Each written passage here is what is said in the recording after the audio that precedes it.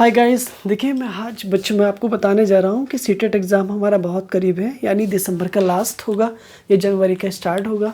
तो चलिए 2023 हमें क्या देता है। और आज दिसंबर भी हो गया, यानी दिसंबर चल रहा है, तो अब बहुत कम टाइम बचा है। उसके लिए फ़िलहाल हम बात कर लेते हैं कि इंग्लिश लैंग्वेज को बात करते हैं, ठीक है। तो इंग्लिश लैंग्वेज में देखिए क्या होता है, सीटेट एग्ज़ाम में लैंग्वेज का एक बड़ा मुद्दा है, क्योंकि ये कंफ्यूज करता है स्टूडेंट को और अक्सर स्टूडेंट गलती करते हैं यहाँ पे ना। तो हम यहाँ पे समझ लेंगे। देखो, लैंग्वेज फर्स्ट होती है और लैंग्वेज सेकंड होती है। लैंग्वेज, ठीक है, ये आपकी फर्स्ट लैंग्वेज हो गई और ये आपकी सेकंड लैंग्वेज हो गई। तो फर्स्ट लैंग्वेज भी दो होती है, नंबर 1 हिंदी और नंबर 2 इंग्लिश। तो बिल्कुल सेम यही है, कोई नया नहीं है, हिंदी एंड इंग्लिश। अब हमें ये जानना होता है कि ये दोनों सेम है या अलग अलग है। भाई सिंपल है कि दोनों में फ़र्क होगा, दोनों में फ़र्क होगा, है ना। ये इजी होती है और ये थोड़ी लेवल इनका अच्छा होता है, यानी समझ गए होंगे आप मेरी बात को।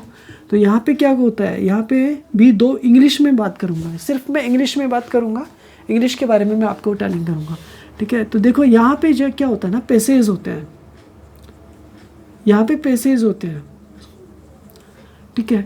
और यहाँ पे जो 15 मार्क्स का होता है ना, वो आपका टीचिंग से रिलेटेड होता है,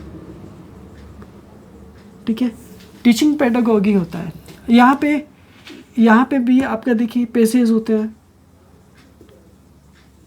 और यहाँ पे भी टीचिंग से रिलेटेड मटेरियल होते हैं, ठीक है।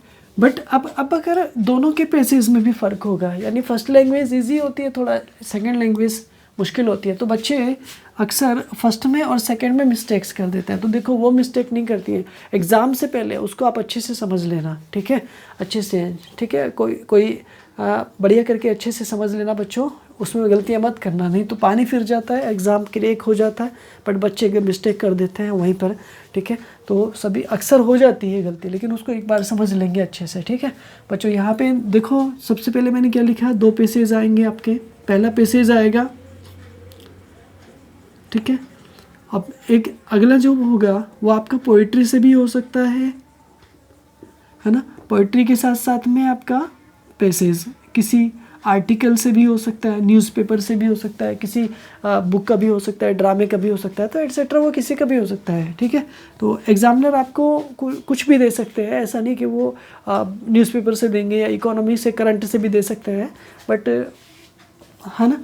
तो अब यहाँ आगे को जो है ना, वो सारे जितना भी टीचिंग पेडागोगी है ना, जितना भी मटेरियल एड्स हैं आपके, या जितने भी आपके एड्स हैं जितने भी, ठीक है, वो सारे आ जाएंगे। और उसके साथ में जितने भी प्रिंसिपल्स हैं उनको वोकेब से रिलेटेड आएगा। बट आगे ना यहाँ पे थोड़े ग्रामर के क्वेश्चंस भी आएंगे,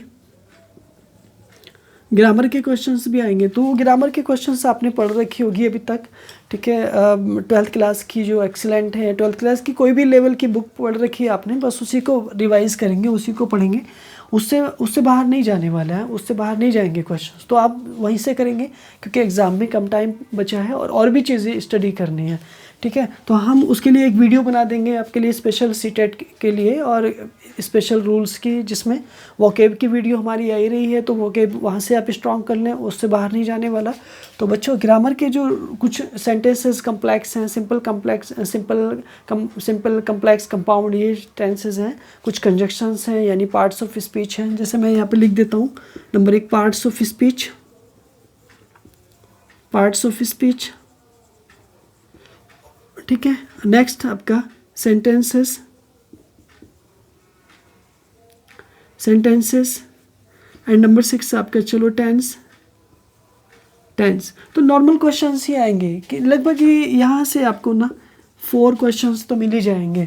फिर आपका ना वोकेब का मीनिंग बच्चों, वोकेबुलरी मीन्स जितना भी आपका वन वर्ड है, स्पेलिंग है, वोकेबुलरी, बस इनसे यहाँ से पूछ लिए जाएंगे आपसे क्वेश्चन। तो आप इनको सबको ना तैयार करो, रिवाइज करो। यानी सीटेट एग्जाम में क्या होगा, लैंग्वेज 2 होंगी, लैंग्वेज फर्स्ट और लैंग्वेज सेकंड। लैंग्वेज फर्स्ट भी हिंदी और इंग्लिश होगी, जबकि लैंग्वेज सेकंड भी हिंदी इंग्लिश होगी। बट यहाँ से आपको किसी एक का सिलेक्शन करना है, दोनों का सिलेक्शन नहीं करना है। जैसे हिंदी इसकी और इंग्लिश इसकी, ऐसा नहीं करना है। बट एक यहाँ से लेना, एक यहाँ से लेना है।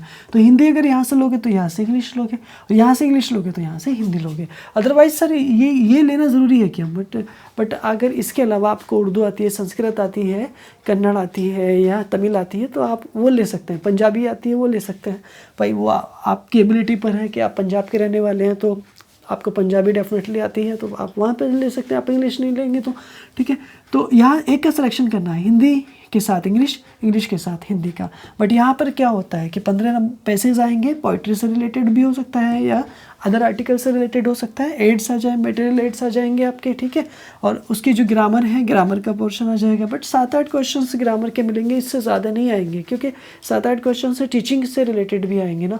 तो मैं कहूँ तो 7 क्वेश्चन आपके टीचिंग और 8 क्वेश्चन आपके ग्रामर, ठीक है। बस ये आपका मिलने जा रहा है।